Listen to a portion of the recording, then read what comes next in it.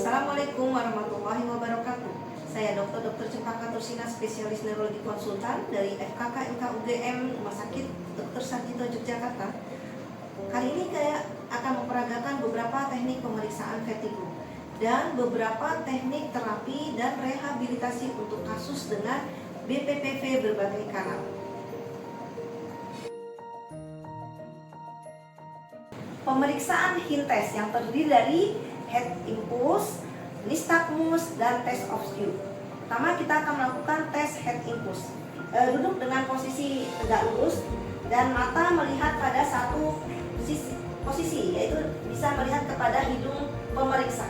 Dan pemeriksa meletakkan kedua tangannya dengan lembut kepada wajah pasien.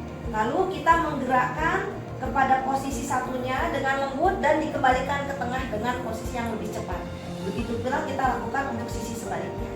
Ya, tatap mata saya, lihat hidung saya dengan tetap terfiksir, dan saya akan menggerakkan pelan. Nah, dilihat apakah ada sakadik dari mata pasien. Kita ulangi sekali lagi, ya, dengan cepat. Apakah terhadap sakadik dari pasien? Baik. Berikutnya tes nystagmus. Pasien diminta untuk melihat jari pemeriksa dan kita lakukan untuk vertikal, horizontal, dan rotatoar. Pertama untuk mendapatkan nystagmus horizontal.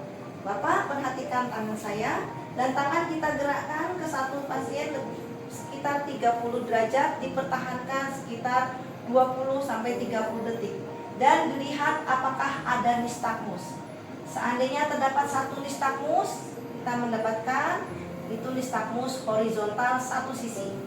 Kita kembalikan ke tengah, baru kita ulangi lagi untuk ke sisi sebaliknya. Diperhatikan ada tidaknya nystagmus. Ini dipertahankan selama 20 detik. Seandainya hanya ada satu sisi yang nystagmus disebut unidireksional. Kalau dua sisi muncul kita sebut bidireksional horizontal. Sekarang nystagmus untuk vertikal. Pasien diminta melihat satu jari dan kita gerakan jari kita ke atas dari pasien secara vertikal sekitar 30 derajat dan dipertahankan selama 20 detik. Kita perhatikan apakah terdapat upbeat nystagmus. Ya. Kalau terdapat nystagmus disebut upbeat nystagmus karena nystagmusnya ke arah atas.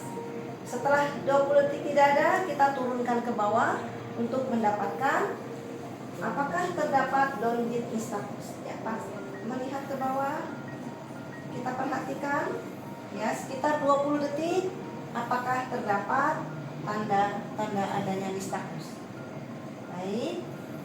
Setelah 20 detik memang tidak ada, berarti pasien tidak ada nystagmus. Lalu kita melakukan untuk mendapatkan nystagmus yang rotasional. Pasien diminta lagi melihat satu jari, kita gerakkan ke arah atas dengan putaran sebentar saja. Biasanya kalau ada nystagmus rotatoar, dia akan bergerak secara rotatoar.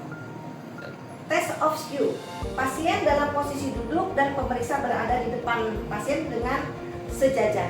Ya, diminta pasien untuk melihat salah satu sudut dari pemeriksa, boleh di hidung dengan posisi terus menatap, dan kita letakkan satu untuk menutup, boleh dengan tangan kita.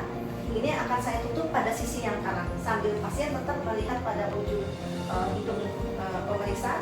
Saya tutup ya sekitar 10 detik, baru kita buka tutupannya dan kita lihat apakah ada refleksi pada mata yang tertutup.